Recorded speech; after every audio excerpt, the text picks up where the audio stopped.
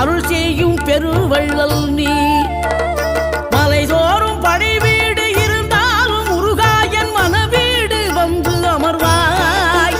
நீ மயிலேறி விளையாடி சுவையான தமிழ் பாடல் கனிவோடு தந்து அருள்வாய், கனிவோடு தந்து அருள்வாய்.